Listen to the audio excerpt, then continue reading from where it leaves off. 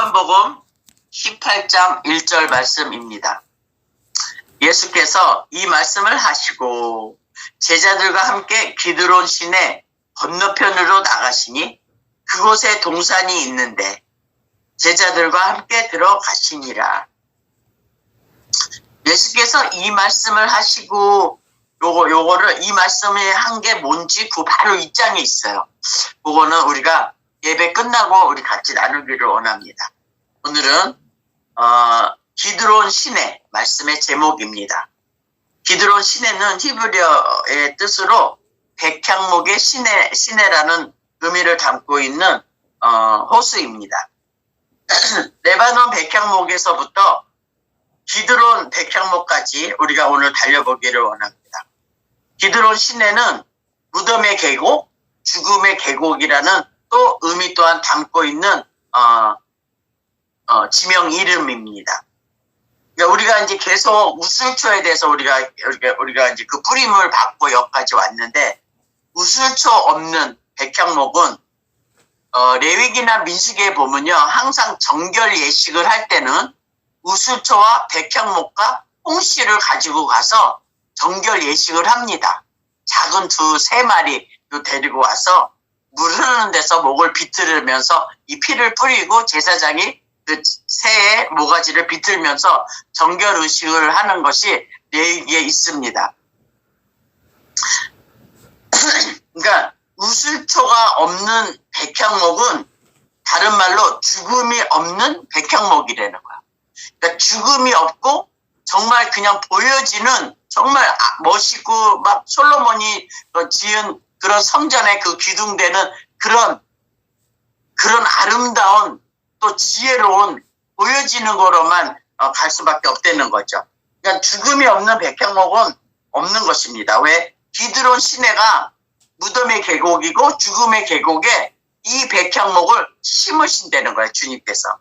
그러니까 죽음이 없는 백향목만 생각하는 크리스찬들이 이 땅에 넘쳐난다는 거죠. 그러니까 예수님의 죽으심하고는 전혀 상관없이, 다른 말로 그분의 약속과 함께 자기가 자기 생각을 내려놓고 주님의 생각을 바꿔버리는 그 죽음의 그 계곡을 지나가기가 싫고, 죽음은 주님 혼자 하시는 거고, 그러니까 이 백향목은 그냥 보여지는 너무 멋있는 기둥으로만 편안하게만 가고 싶은 사람들이 지금 현 시대의 크리스찬이라고 주님이 말하고 계시는 겁니다. 사도 요한은, 오늘 지금 요한복음 이 본문을 가지고 이야기하고 있는데, 사도 요한은 기드론 시내라고 표현을 했고, 마태, 마가는 겟세마네 동산이라고 이것을 표현을 했고, 누가는 감난산이라 표현을 했던 것입니다. 그래서 유일하게 사도 요한이 기드론 시내라고 이렇게 그 지명을 드러내 준 것입니다. 그래서 그 기드론 그 시내에 주님이 이러한 백향목을 정말 심고 싶어 하시는 거예요. 시편 92편 12절에서 14절 말씀입니다. 의는 종려나무같이 번성하며 레바논의 백향목같이 성장하리로다. 그는 늙어도 여전히 결실하며 진액이 풍성하고 빛이 청정하니 여호와의 정직하심과 나의 바위 되심과 그에게는 불의가 없음이 선포되리로다. 기드론 시내에서는 그분의 정직함과 그분의 정말 그 바위 되심, 굳선 반석 되심이 그에게는 불의가 없는 것을 선포하는 것이 이 레바논의 백향목같이 성장된 사람의 입을 통해서 나가신다는, 아무리 늙어도 여전히 결실하고 진액이 풍성하고 빛이 더 클리어한다는 거. 청정한 이 소리는 stay fresh and green이 된다는 거야. fresh and green, 변하지가 않는데. 그러니까 여호와의 집에 심겨지는 백향목들은, 여호와께서 심으시는 백향목은 늙어도 여전히 결실하며 진액이 풍성하고 빛이 계속 green으로 간다는 거야. 변하지가 않는다는 거죠. 시편 104편 16절 말씀입니다. 여호와의 나무에는 물이 흡족하며, 우리 지난주에 계속 했잖아요. 그러니까 곧 그가 심으신 레바논의 백향목은 물이 흡족하다는 거죠. 그러니까 물이 흡족한 이 백향목을 가지고 주님이 기둥 삼으신다는 거예요. 어디서? 기드론 시내에서 죽음과 계곡에 그 무덤의 계곡에 그걸 심는다는 거죠. 지금 시편 104편 16절은 지난주 설교 말씀이었습니다. 레바논에서만 견디며 크게 자라는 그 백향목을 기드론 골짜기에 심는다는 거는 백향목이 살래야 살 수 없는 환경인 게 지금 기드론 골짜기인 거예요. 근데 그러나 주님이 거기다 심으시는 이유가 있는 거예요. 이사야 43장 19절 말씀입니다. 보라, 내가 새 일을 행하리니 이제 나타낼 것이라. 너희가 그것을 알지 못하겠느냐? 반드시 내가 광야에 길을, 사막에 강을 내리니. 주님이 새 일을 하는 게 뭐냐면 기드론 시내를 백향목 시내로 바꿔버리신다는 거예요. 죽음의 계곡과 무덤의 계곡을, 우슬초를 뿌려진 사람들에게는. 그 광야의 길을, 사막의 강을 내시는 여호와가 기드론 골짜기를 건넌 후 백향목같이 산 사람을 또 이야기하는데 그것이 다윗이었습니다. 사무엘하 15장 23절입니다. 온 땅 사람이 큰 소리로 울며 모든 백성이 앞서 건너가매 왕도 기드론 시내를 건너가니. 건너간 모든 백성이 광야길로 향하니라. 그러니까 기드론 시내를 지나간 사람들은 다 어디로 들어가냐면 광야로 들어가네. 이게 지금 다윗왕의 아들 압살롬이 단역해서 기드론 시내를 건너서 광야길로 들어가는 걸 지금 사무엘하를 통해서 지금 이렇게 드러내주고 있는 거예요. 사무엘하 15장 30절.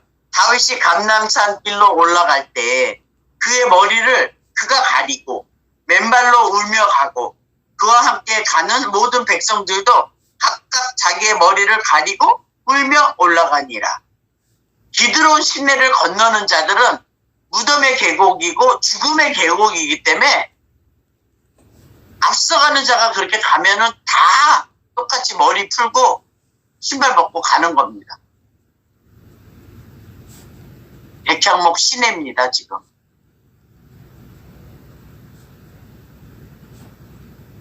왜 이렇게 된 결과, 이렇게 압살롬이 반역돼서 왜 기드론 시내를 건너가야 될 그 상황이 사무엘하 12장 9절에서 10절이 있는 겁니다.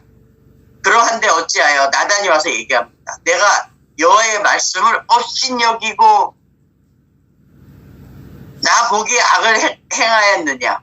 내가 칼로 햇사람 우리아를 치되 암몬 자손의 칼로 죽이고 그의 아내를 빼앗아 내 아내로 삼았도다. 이제 내가 나를 업신여기고 햇사람 우리아의 아내를 빼앗아 내 아내로 삼았은즉 칼이 내 집에서 영원토록 떠나지 아니하리라 하셨고, 그 결과가 지금 이 기드론 시내입니다. 칼이 떠나질 않는 거예요. 그런데 이런 왕을 쫓아간다. 사람들이 같이 머리 풀고 신발 벗고. 나 같으면 이런 왕 안 쫓아가겠어. 근데 이 다윗이 언약이 있었던 거예요. 약속이 있었던 거예요. 자기 행위로 구원받는 게 아니라 그 약속으로 말미암아 구원받는다는 거를 알고 있었던 사람들은 다 같이 머리를, 다윗의 그 실수하고 그걸 안 보고 같이 머리 풀고 신발 벗고 가는 거예요. 여러분 같으면 그렇게 하겠습니까? 제가 남의 남편 뺏어다가 내 남편으로 삼고 그 자녀 그 여자까지 내가 어떻게 해서 죽였어. 복살해서. 그런 상황에서 내 자녀가 나를 반역을 해서 나를 힘들게 할 때 울고불고 막 이렇게 나갈 때 같이 따라가겠냐고. 여러분 진짜 따라가겠냐고, 이 다윗을. 근데 그 다윗이 우슬초를 뿌린 사람이라는 걸 알고 언약을 알았기 때문에 그냥 그 사람들은 같이 따라가는 거, 울면서 머리 풀고. 언약이라는 건 그들에게는 그렇게 중요했던 거예요. 행위가 아니라, 다윗의 행위가 아니라. 근데 저와 여러분의 찌기가 뭔지 아십니까? 우리는 아직도 상대방의 그 찢기가 계속 보이는 거예요.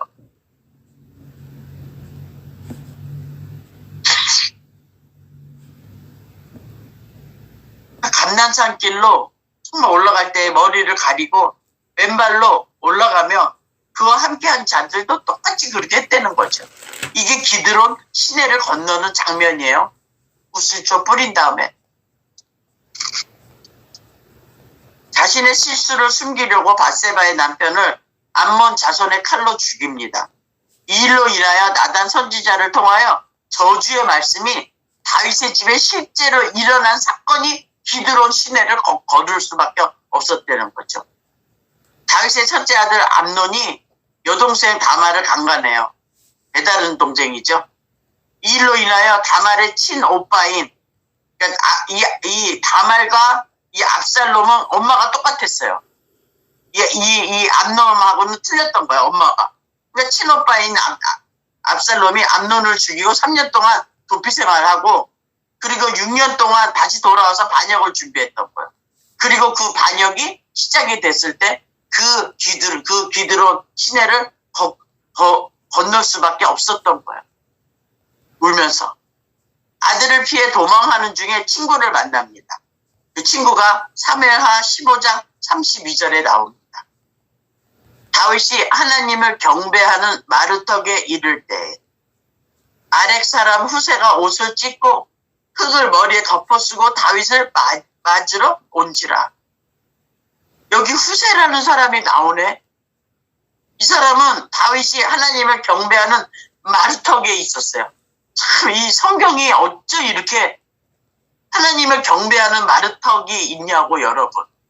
하나님을 함께 경배했던 그 마르턱에서 누가 기다리고 있냐면 후세라는 친구가 있는 거예요. 여러분 삶에서 이런 친구들을 만나야 돼요. 이 후세가 얼마나 중요한 역할을 하는지 모릅니다. 결국은 이 후세가 다윗 왕이 예루살렘 성으로 다시 돌아올 수 있는 그 놀라운 중간 역할 고리가 되는 거예요. 여러분에도 하나님을 경배하는 마르턱에서 정말 친구를 좀 만들으셔야 된다고. 하나님을 경배하는 그 마르턱에서 만난 친구는 언젠가는 여러분이 힘들 때 이렇게 후세와 같이 도움을 줄 수가 있다는 거예요.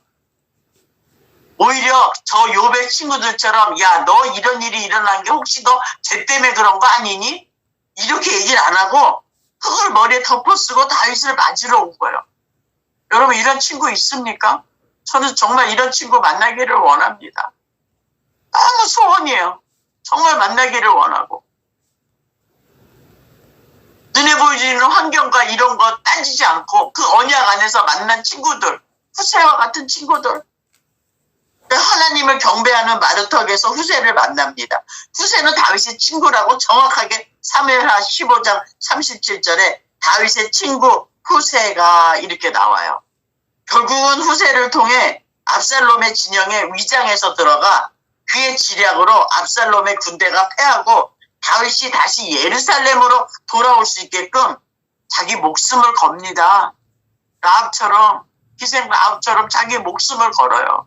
위장해서 들어갑니다. 압살롬에게. 근데 압살롬이 이 후세는 자기 아빠랑 너무 절친이라는 걸 알아요. 의심을 해가지고 저거 했으면 죽을 수도 있어요. 근데 아주 위장 진술해서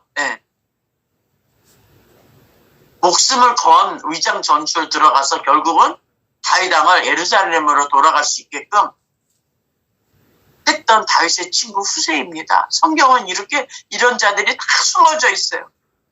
저 이번에 처음 알았어요. 이 후세를. 백향목 심다가. 그래서 사무엘하 16장 15절에서 19절, 사무엘하 17장 5절에서 14절을 보면 이 후세와 다윗이 어떻게 만나고 어떻게 일하고 있는지 자세히 볼 수가 있어요. 나중에 이거는 여러분이 시간 날 때 딱 그 말씀 한번 조용히 찾아서 한번 여러분이 묵상해 보세요. 후세와 아히도벨이 나옵니다. 근데 둘 다 다윗의 친구이자 모사였어요. 같이 지혜를 나누고 정말 왕을 도왔던 모사들이었어요. 아히도벨. 근데 이 아히도벨은 압살롬의 반역으로 오히려 이 아히도벨은 대세를 따라서 압살롬 편에 쓴 거예요. 성경은 어쩜 이게 두 종류인지 모르겠어요. 둘 다 다윗의 친구였는데 후세는 목숨을 건 위장 전술로 들어가서 오히려 이 아히도벨의 생각을 무참히 짓밟아 버려요. 하나님이 도우시지 않으면 못했겠죠. 그러니까 우리가 정말 죽고자 하면 주님은 우리를 살리신다니까. 근데 오히려 아히도벨은 자기께로 자기 저거로 그 대세를 따라서 압살롬 편에 썼다가 이 후세의 말을 들어줍니다. 압살롬이. 그래서 후세가 그 후세의 그 말을 듣고 후세의 손을 들어주니까 이 아히도벨이 조용히 자기 고향으로 가서 목매달아 죽습니다. 자기가 의견했던 게 그냥 리젝을 당하니까 목매달아 죽는 거예요. 성경은 항상 두 가지예요. 기생 라합처럼 위에로도 하늘에서 하나님이요, 예? 땅에서도 땅 아래로 하나님이신 그 하나님을 정말 간담이 녹아났던 그 기생 라합과 같이 후세 또한 자기 목숨을 걸고 위장전술을 들어가서 다윗을 돕습니다. 그래서 기드론 시내를 후세는 다윗을 위해서 위장전술을 하며 위험을 감수했던 거를 알 수가 있었던 거예요. 목숨 내놓고. 이런 친구 있냐고 여러분. 진짜 언약 때문에, 약속 때문에 지금 백향목을 심고 있는 것입니다. 기드론 시내를 건너서 백향목의 시내까지 다윗의 여정이 있습니다. 그 다윗의 여정이 사무엘하 23장 1절에서 5절이에요. 그러니까 기드론을 건너 죽음의 계곡과 무덤의 계곡을 건넜던 그 백향목 시내에서 건넜던 다윗의 여정이 이렇게 나옵니다. 이는 다윗의 마지막 말이라 유언하는 거죠. 이새의 아들 다윗이 말하며 높이 세워진 자, 야곱의 하나님께로부터 기름 부음 받은 자, 이스라엘의 노래 잘하는 자가 말하노라. 여호와의 영이 나를 통하여 말씀하시며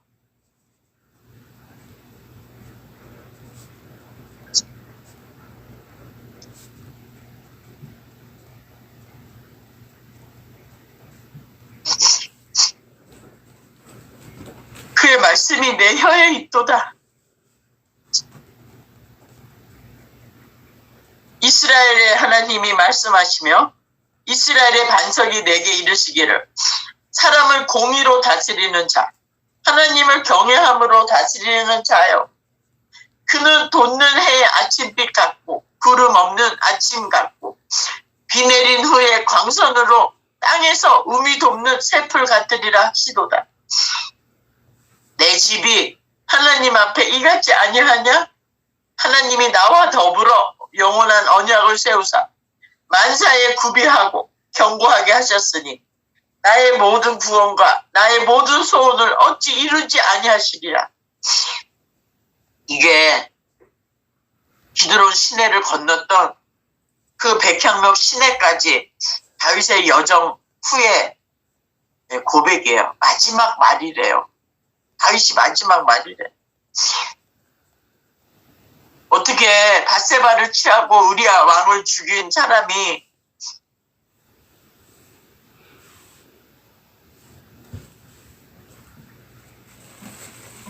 나와 더불어 영원한 언약을 세우사 만사에 구비하고 견고하게 하셨으니 자기 집이 내 집이 하나님 앞에 이같이 된다는 거야. 뭘 통해서? 그분과 더불어 세운 유술처를 뿌린 그 영원한 언약을 세우심을 입은 자는 정말 그분이 우리의 반석이고 그분이 우리를 공의로 다스리고 그분으로 알아보는 이 아래 경외함으로 우리가 다스림을 받는다는 것이 다윗의 마지막 말이었던 것입니다. 기드론 시내를 건널 때 그 비통하고 너무너무 힘들었을 때 하나님이 예비하신 후세를 통해서 다시 예루살렘에 돌아와서 자기가 주님 앞에 가기 전에 마지막 말을 이렇게 하는 겁니다. 이게 백향목의 시내입니다, 여러분. 그 더불어 영원한 언약을 뿌림을 받았잖아요. 저와 여러분이 우슬초를 통해서. 그러면 죽음의 계곡은 지나가는 거예요. 다른 말로 자기 생각은 다 없어져야 되는 거예요. 아무리 생활이 힘들고 어려워도 이것만큼 중요한 게 어디 있어요. 이것밖에 중요한 게 없는 거예요, 여러분. 절대 행위로 구원이 아닙니다. 믿음으로 말미암아 구원이지. 또 다윗이 그랬고 또 한 사람이 또 있어요. 신약에 기드론 시내를 예수님과 함께 오늘 본문의 말씀처럼 건넜지 않습니까? 기드론 시내를 예수님과 함께 건너온 베드로의 백향목이 있습니다. 또 내가 반석 위에 세워줄게 하는 그 베드로의 백향목입니다. 요한복음 18장 오늘 1절에 제자들과 함께 기드론 시내 건너편으로, 제자들과 함께라고 할 때 베드로가 그 안에 있었던 거예요. 같이 건넜어요. 기드론 시내를 주님과 함께. 구약에서는 다윗과 함께 백성들이 기드론을 건넜어요. 그리고 건넜던 그 다윗의 그 백향목의 그 향기가, 그 물의 흡족함이 저와 오늘 여러분에게 사무엘하 23장 마지막 말하는 때 노래 잘하는 자가 정말 이렇게 얘기를 하고 있지 않습니까? 근데 베드로의 백향목이 또 있습니다. 신약에. 같은 장에 요한복음 18장 10절에서 11절에 그 기드론 시내를 건너가서 거기서 주님 잡혀가기 바로 직전에 대제사장의 말고의, 영어로는 말커스예요. 말커스의 귀를 베어버립니다. 그리고 나서 요한복음 18장 17절에 제자가 아니라고 부인하고, 요한복음 18장 같은 장에 25절에 제자가 아니라고 부인하고, 요한복음 18장 26절 27절에 베드로에게 귀를 잘린 사람의 친척이 예수와 함께 동산에 있는 것을 보았다고 할 때 또 부인을 합니다. 지금 베드로의 백향목을 심으시는 과정을 지금 보여주고 있는 거예요. 주님과 함께 기드론 시내를 건너왔지만 죽음의 두려움에서 벗어나지 못했던 거예요. 기드론 시내를 주님과 함께 건넜긴 건넜어요. 함께. 근데 그 죽음 무서운 거예요. 그 주님과 함께 있었다는 걸 얘기하면 자기 목숨이 달아나니까 너무 무서웠던 거예요. 그러니까 부인했던 거예요. 베드로가. 그러니까 죽음이 없는, 무덤이 없는 백향목만 생각을 했던 거예요. 누가 크냐 하면서 예수님 우편 좌편에서 뭔가 큰 대장 노릇을 하려고 하는 그 생각만, 주님이 주는 떡만 맨날 받아 먹고, 그 죽음이 없는, 우슬초가 뿌려졌는데 그 뿌려져도 그 뿌려짐의 죽음을 생각을 하기 싫었던 거예요.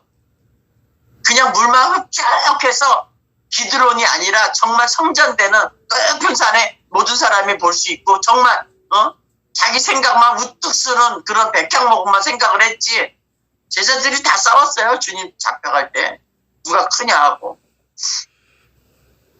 죽음이 없는, 무덤이 없는 백향목을 생각하면 안 되는 거예요. 그걸 생각을 했기 때문에 죽음의 두려움에서 벗어나지 못한 거예요. 아무리 기드론 시내를 건너왔어도. 다윗의 여정을 지금 들으셨지 않습니까? 그거를 보면서 한번 지금 이 말씀을 들어보시라고요. 그리고 또 하나, 시편 29절 5절에 이런 말씀이 있어요. 여호와의 소리가 백향목을 꺾으시며 여호와께서 레바논 백향목을 꺾어 부수시도다. 그러니까 백향목을 꺾어서 기드론 시내에 심는 연한 가지가 있는가 하면 레바논 백향목을 꺾어서 부수어 버리는 거야, 주님께서. 그 부쉈던 백향목이 사도행전에 나옵니다. 사도행전 9장 33절 4절에 사울의 백향목입니다.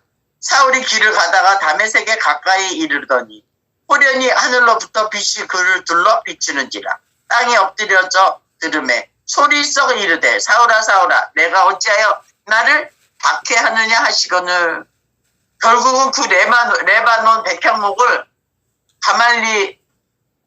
가말리아 생도였다가 율법으로 흠이 없고 정말 그 자기 생각은 조금도 변함이 없고 늙지도 않고 항상 청정하게 그냥 그린으로 그냥 이건 나야 이러면서 그냥 사울이 사기 등등해서 다메섹으로 가서 사람들 잡으러 죽이러 가는 그 사울을 향해서 주님이 꺾어버리는 거예요. 사울의 백향목을. 그래서 바울의 백향목으로 만드시는 여정이 또 이렇게 성경에는 너무 많아요, 여러분. 이런 꺾어버려가지고 주님이 다 백향목, 주님이 원하시는 대로 만들어진 기둥들이 얼마나 많은 줄 아십니까? 그 물들이 지금까지도 흡족해서 저와 여러분이 마시고 있는 거 아닙니까? 성경은 이렇게 보는 거예요. 실상입니다. 하나님 말씀은 살아 계십니다. 여러분이 부인을 해도 하나님 말씀은 여전히 살아서 빛이 청정합니다. 주님의 빛이 청정하고 변하지 않는 진리, 절대로 변하지 않는 흐리지도 않고 섞이지도 않는 그 물이 청정한 백향목을 내는 흡족한 물이 되든지 나무가 되든지 아니면 자기 생각으로 꼿꼿해서 평지에 나는 백향목이 그렇게 많대요. 레바논의 백향목이 아니라 은이 돌같이 많고 백향목이 평지에 나는 백향목 너무 좋아하지. 고난이 없거든. 평지에서는 산 꼭대기에서만 비바람 팍 그냥 견디면서 가는 그것도 위에 그냥 가지 연한 가지 꺾어서 심는 데잖아요. 너희들 할 수 없다는 거야. 너희 힘으로. 어제 생각 올려드렸잖아요. 우리 힘으로는 못해요. 어떻게 해요 이거를. 주님이 해주셔야지. 가만히 있으래잖아요. 내가 여호와됨을 너희로 알게 해줄게. 내가 할 거야. 내가 찾아내고 내가 고칠 거야. 가만히 있어. 그냥 넌 찍기만 봐. 네 찍기들이 어떤 게 있나 살펴봐. 네 자리만. 내가 그거 다 부셔줄게. 주님이 부신다 그랬잖아요. 백향목을 꺾어 부시는 도다. 부서져야지 다시 새롭게 다시 지으심을 입을 거 아닙니까? 찍기가 드러나게 하는 거는 창조해서 지으심을 입으러 가는 건데 만만하지가 않잖아요. 전체를 다 부숴버리는 건데. 그래서 아까 다시 베드로로 돌아갑니다. 그러니까 베드로의 레바논 백향목 다시 심으시는 거죠.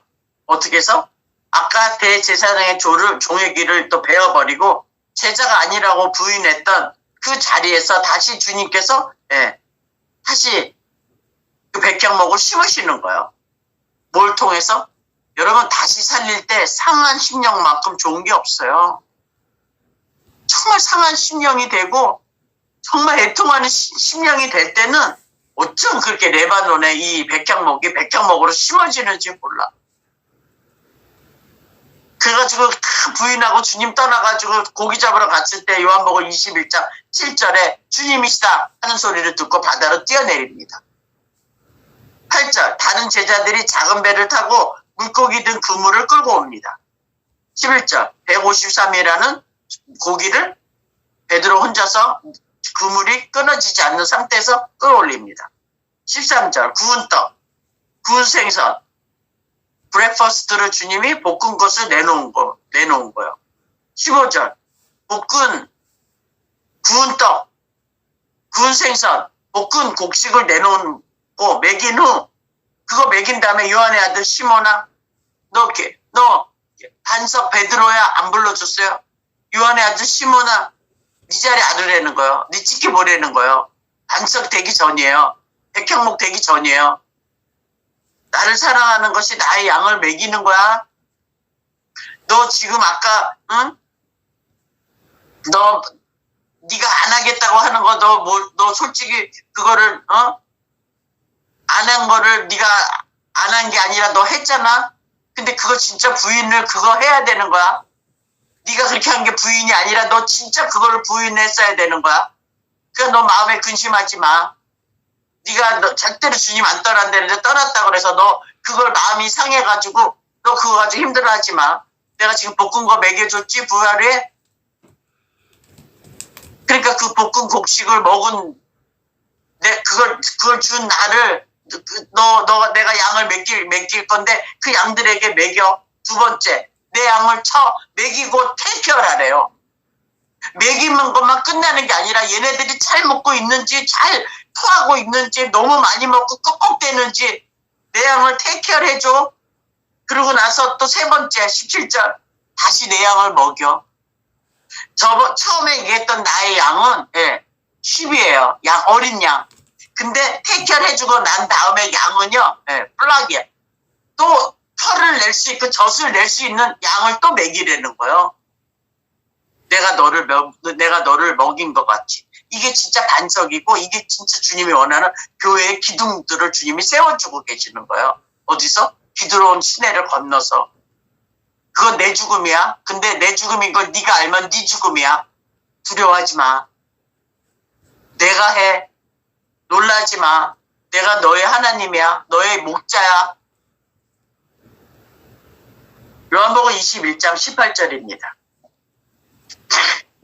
그리고 주님이 그런 베드로에게 다 가르쳐주고 내가 진실로 내게 이르노니 내가 젊어서는 스스로 띠띠우고 원하는 곳으로 다녔거니와 늙어서는 내 팔을 벌리리니 남이 내게 띠띠우고 원하지 아니하는 곳으로 데려가리라. 여호와의 집에 심겨지는 백향목은 늙어도 여전히 결실하고 stay fresh and green. 진액이 풍성한 아까 시편 92편 12절에 14절 읽어드렸잖아요. 진짜 진액이 풍성한 거예요. 이 늙어서도 내 팔을 벌려 그리고 남이 내게 띠띠우고 원하지 않는 내가 스스로 젊어서는 나는 띠띠우고 잘 다녔거든요. 나이 먹어서 이 말씀이 얼마나 저한테 깊숙이 들어오는지 몰라요.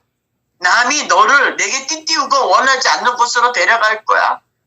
근데 그 원하지 않는 곳으로 가서 내 양들을 먹여 해결해주고 또 다시 그들을 또 먹여. 이거 하는 게 너 나를 사랑하니? 주님 사랑이 이거예요. 양을 먹이는 거예요. 그러니까 나를 구원해 주신 거는 나도 구원되고 다른 주님이 찾는 그 양을 주님이 직접 나타나겠어요? 사람 통해서 여태까지 창세기부터 계시록까지 다 사람을 통해서 이 일을 했는데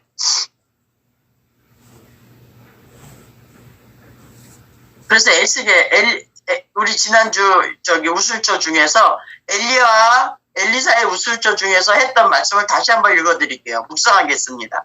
에스겔 17장 22절에서 23절 주 여호와께서 이같이 말씀하시되 내가 백향목 꼭대기에서 높은 가지를 꺾어다가 심으리라.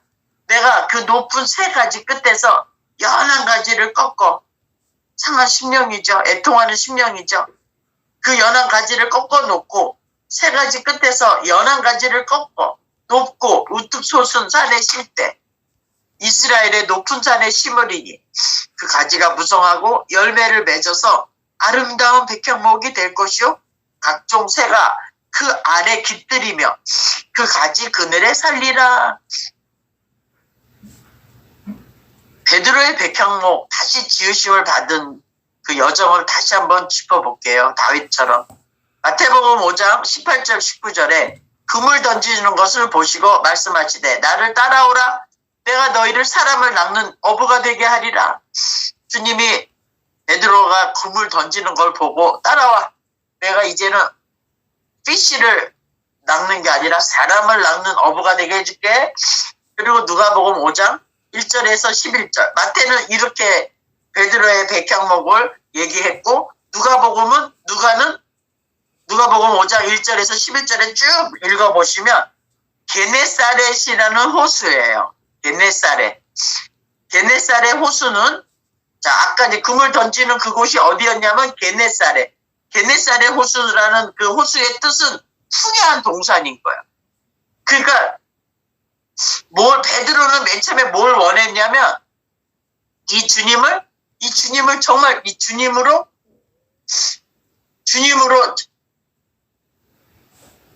그 주님으로 만난 게 아니라 정말 자기 배불리고 풍요한 동산에 있는 게네사렛에서 고기 잘 잡아서 잘 먹고 잘 사는 그런 상황에서 주님을 만난 거예요.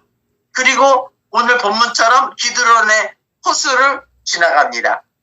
무덤의 계곡, 죽음의 계곡을 풍요한 동산만 생각했던 이 베드로가 게네사렛 호수를 지나서 거기서 주님 만나서 기드론 호수를 이제 들어갑니다. 들어가고 이제 게네사렛 호수에서는 말씀에 의지하여 내가 그물을 내려서 고기 잡으면 그물이 찢어집니다. 다시 한번 말씀할게요. 풍요한 동산에 있던 게네사렛 호수에서 주님을 만날 때는 말씀을 의지하기는 의지하는데 내가 그물을 내려서 고기 잡으면 고기가 많아서 말씀은 풍요하게 올 때 그물이 찢어져 버린다고요. 그 물을 저축하지 못할 터진 웅덩이가 내 백성이 행한 두 가지 악이라는 거를 여기서 나는 걸 깨달은 거예요. 그래서 너무 고기가 많으니까 찢어지니까 옆에 동무들한테 이렇게 배를 대가지고 오라 그래서 두 배에다가 실으니까 그 배가 싱크가 됩니다. 그러니까 나를 떠나달라고 그래요. 내가 죄인인 걸 깨닫게 되는 거예요. 베드로가. 근데 죄인인 걸 깨달으면 떠나가는 게 아니라 쫓아가야 되는 걸 주님이 여기서 게네사렛에서 따라와라 하고 끌고 갑니다. 그러고 나서 기드론 호수에서 죽음 무덤의 계곡을 지나가게 하죠. 여러분, 주의 말씀 의지하여 노래 있잖아요. 내가 그물 던지면 큰일 나는 거예요. 그 사람들이 말씀에 의지하여 내가 그물을 던지면 찢어집니다. 근데 볶은 곡식을 먹기 바로 직전에 본 거예요. 숯불 위에 올려 있는 거, 불 위에 있는 거 보고서 주님이 뭐라고 얘기해요? 너가 잡은 거 가지고 와 이러잖아요. 주님이 잡아주셨어요. 주님이 우편에 던져 이랬어요. 디베라 호수가 요번에 백향목 하다가 로마 황제의 이름이라는 걸 처음 알았습니다. 왜냐하면 헤롯 왕이요, 이 로마 황제한테 잘 보이려고 도시 하나를 준 게 이 디베라, 그 사람의 이름을 줘서, 우리 이 동네도 지미 카터 아직도 살아계시더라고. 그래서 아내가 요번에 죽어가지고 다 대통령들이 다 와서 이제 장례식 이제 며칠 전에 했는데, 우리 지미 카터 대통령 이름이 수출이 이름이 된 것처럼 여기도 디베라 호수를 요 헤롯 왕이 로마 황제 이름을 붙여가지고 만든 게 디베라인 거 요번에 백향목 하다가 처음 발견한 거예요. 그래서 갈릴리 해변에 도시를 건축해서 그거를 선물로 합니다. 잘 보이려고 헤롯 왕이. 그게 디베라 호수예요. 그 디베라 호수에서 얼마나 주님이 많은 거를 또 역사하시냐고. 그러니까 볶은 곡식을 디베라 그 바다에서 정말 먹고 난 다음에 레바논 백향목, 여호와 하나님이 이제 심으신 백향목이 이제 베드로전서 1장 2절에 나오는 거야. 이 여정을 통해서 그 겟네살의 호수를 지나서 풍요했던 자기 동산, 자기가 말씀에 의지해서 자기가 그물 던진 그 찢어진 거를 통해서 주님이 이제 볶은 곡식을 먹이니까 찢어지지 않았는데 153이라는 양을 먹여야 될 그 하나님의 자녀들을 던질 수밖에 없었던 거예요. 그래서 이제 그걸 먹고 나서 정말 성령을 받은 다음에 여호와 하나님이 심으신 레바논의 백향목이 된 베드로의 여정입니다. 베드로전서 1장 2절입니다. 곧 하나님 아버지의 미리 하심을 따라 성령이 거룩하게 하심으로 순종함과 예수 그리스도의 핏부림을 얻기 위하여 택하심을 받은 자에게 편지하노니 은혜와 평강이 너에게 더욱 많을지어다. 여기서 우슬초가 나오죠?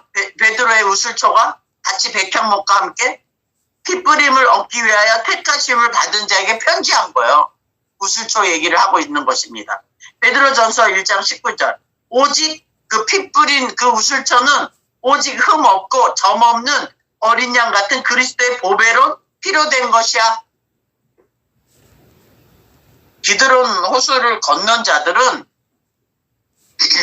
여기에 그 죽음을 통과한 자들의 그 물이 흡족한 이 나무, 백향목 나무가 이렇게 베드로 전후서를 통해서 우리에게 공급을 하고 있는 것입니다. 여러분. 베드로전서 1장 19절. 오직 흠없고 점없는 어린 양 같은 그리스도의 보배로운 피로 된 것이라. 베드로전서 1장 23절. 너희가 거듭난 것은 썩어질 씨로 된 것이 아니요. 자, 피가 나오죠. 그리고 씨가 나오죠.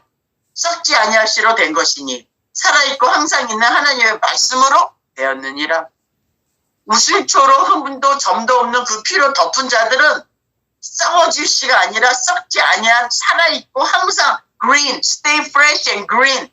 어떤 환난 핍박이 와도 변하지 않는, 아까 다윗이 마지막 이야기했던 하나님의 영이 나를 통하여 말씀하시고 그의 말씀이 내 혀에 있다는 그 물을 흡족히 내는 사람들, 이런 사람들이 그분의 성전의 기둥이 되는 겁니다.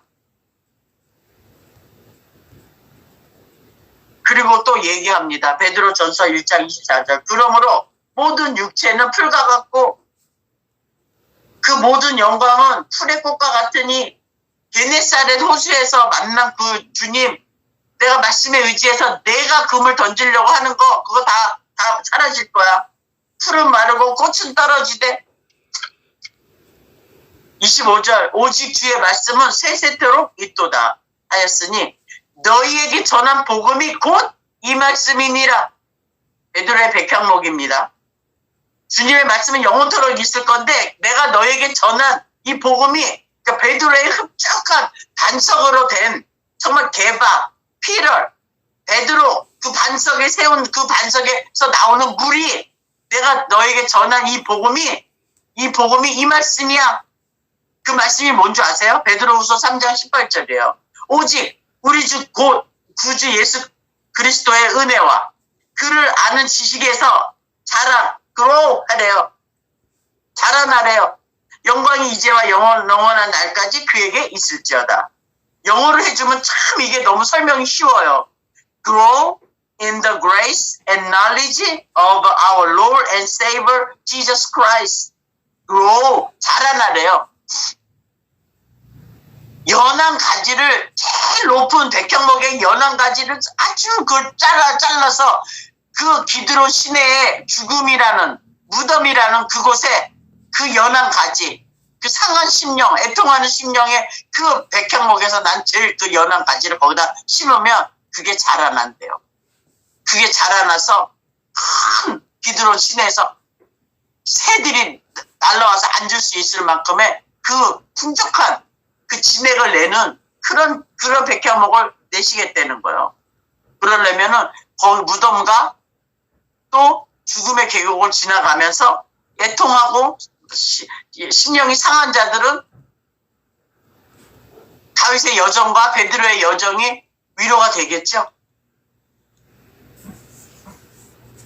은혜 안에서, in the grace예요. 은혜 안에서 예수 그리스도를 아는 지식 안까지 자라나야 하는 레바논 백향목으로 심으시는 이유가 있어요. 그게 베드로 전서 3장 16절입니다. 이게 너에게 전한 복음이 곧 이 말씀이야. 그래서 너희들이 그 은혜 안에서 예수 그리스도가 누군지 그걸 아는 지식 안에서 너희들이 grow up 돼야 돼. 연한 가지에서 grow up 돼가지고 레바논의 백향목에 그거로 심으신 하나님의 뜻을 너희들이 그 진액을 계속 풍족한 물을 거기서 내야 돼. 왜냐하면 왜 그렇게 거기서 그 기드론 시내에 심어야 되냐면 베드로 전서 3장 16절인 거예요. 또 그 모든 편지에도 이런 일에 관하여 말하였으되 그 중에 알기 어려운 것이 덜어 있으니 무식한 자들과 굳세지 못한 자들이 다른 성경과 같이 그것도 억지로 풀다가 스스로 멸망에 이르느니라. 기드론 시내에다가 왜 백향목, 레바논, 그것도 레바논 백향목을 갖다가 연한 가지를 꺾어다가 거기다 심으시냐면 사람들이 이 성경을 스스로 근데요, 이거 보면요, 무식한 자들과, 무식한 게요, 못 배워서 무식이 아니라 조금 아는 알량한 지식 가지고 이걸 나대는 자를 무식한 자라고 얘기해요, 주님이. little, 아주 작게 아는 그 지식 가지고 자랑하고, 굳세지 못한 자들이 그 다른 성경과 같이 그것도 억지로 풀다가 스스로 멸망하지 않게 위해서 레바논 백향목을 심으시는 거예요. 왜? 다윗이 아까 얘기했잖아요. 여호와의 영이 나를 통하여 말씀하시며, 이게 다윗의 백향목입니다. 그의 말씀이 내 혀에 있도다. 듣고 말하는 거예요. 음성 듣고 말하는 백향목이에요. 근데 그런 거를 심어놓지 않고 다른 거 보기 좋은 그냥 그냥 아름다운 그런 교회 안에서 나오는 소리들을 억지로 풀어버리는 멸망에 멸망당하지 말라고 거기다 심어 놓으시는 하나님의 사랑인 것입니다. 베드로후서 3장 1절 2절 사랑하는 자들아 내가 이제 이 둘째 편지를 너에게 쓰노니 베드로 전서가 첫 번째 편지고 베드로후서가 두 번째 편지인 거예요. 이 두 편지로 너희의 진실한 마음을 일깨워 생각나게 하여 그러니까 너의 진실한 마음을 일깨워서 생각나게 해주는 게 뭐냐면 곧 거룩한 선지자들이 예언한 말씀과 주 대신 구주께서 너희의 사도들로 말미암아 명하신 것을 기억하게 하려 하노라. 기억하게 하노라. 베드로후서 3장 1절 2절 말씀인 거예요. 이게 베드로의 레바논의 백향목에 흡족한 물이 저와 여러분에게 오늘 주어져서 이렇게 마시게 되는 겁니다. 기억, 자카르, 히브리어로 자카르라고 배웠죠? 기억이라는 건 내가 I remember 하는 게 기억이 아니라 자카르라는 건 시가진 자, 아들 생명을 품고 있는 상태가 기억하고 있는 거라는 거잖아요. 그러니까 그 명하신 것을 기억하려면 아들과 이 생명으로 품고 있는 게 그게 기억된 바가 된다니까. 거룩한 선지자들은 하나님이 직접 심으신 백향목들이라는 거예요. 하나님의 아들을 아들로 기억하면 자카를 하면 그 자체가 거룩이라니까. 어떤 행위가 잘해서 다윗을 누가 그런 짓을 했는데 거룩한 선지자라고 그래요. 그런데 그 자카를 이걸 기억을 했던 거야. 그 언약을 기억을 했던 거예요. 언제? 상한 심령이 되고 애통한 심령이 될 때. 그래서 다윗의 여정을 기드론 시내가 그거를 나타내기 위해서 기드론 시내를 건넜고 예수님도 제자들과 함께 기드론 시내를 건넌 거예요. 백향목 시내죠. 주님이 높은 산에서라고 해서 멋있는 데다 세워두는 게 아니라 정말 소외되고 죽음밖에 없고 무덤밖에 없고 죽어야 될 상황밖에 없는 그런 데를 주님께서 이렇게 상한 심령과 애통하는 심령을 다시 창조해서 지으심을 다시 만들어서 부수고 다시 주님이 뽑아서 이렇게 다시 새롭게 하시는 게 주님의 세일이라는 거를 저와 여러분이 깨달을 줄 아셔야 됩니다. 그래서 하나님께 기억된 바 된 구별된 거룩한 자들 레바논의 백향목이고 이들이 성전의 기둥이 되고 아모스 선지자를 통해서 다시는 그 성전 기둥된 자들은 다시는 뽑히지 않고 나가지도 않는다는 주님의 그 언약의 그 백향목 레바논 백향목을 통해서 저와 여러분에게 지금 이렇게 선포가 되고 있는 것입니다. 기도합니다. 감사합니다. 주님의 말씀이 우리 혀끝에 있게 해 주셔서 정말 주님을 전파하게 하시고 정말 우리의 행위가 아닌 정말 주님의 그 피 뿌려 주심과 정말 흠도 점도 없는 주님의 그 보혈이 우리에게 뿌린 바가 되면 기드론 시내는 반드시 건너야 될 시내이고 그래서 정말 주님의 그 놀라운 이 뜻과 주님의 계획, 구원의 계획이 우리 지금 사는 이 시대에 또 다시 다윗과 같이 베드로와 같이 사울과 같이 꺾여져서 다시 부서지고 심어지는 그러한 시간에까지 왔습니다. 어렵고 힘들었던 것을 주님께서 이 시간에 다 어루만져 주시고 주님으로 인하여 다시 새 가지가 나고 다시 연한 가지가 되어서 주님 손에 꺾여지는 그 백향목이 되어서 다시 심겨지는 그 놀라운 주의 그 구원의 축복이 저와 이들에게 있기를 원합니다. 기둥되는 것이 무엇인지 정확하게 이들로 깨닫게 하여 주시고 정말 그 기둥되는 것이 얼마나 사모가 되고 정말 다시 뽑히지 않는 그 기둥이 정말 창세 이전부터 정말 영원에까지 이루어간다는 그 주님의 믿음이 이들의 믿음이 될 수 있도록 주님 믿음을 체인지하여 주시옵소서. 힘들었던 모든 것 다시 한번 주님의 거룩하신 생명수로 이들을 닦아주시고 눈에서 눈물 주님 닦아주시고 아팠던 것 다시 어루만져 주셔서 새살이 돋고 다시 주님으로 인해서 소성되고 회복되는 시간 되게 도와주시옵소서. 단단한 뿌리가 더 내려질 수 있도록 주님 축복하여 주시옵소서. 예수님 이름으로 축복하며 기도합니다. 아멘.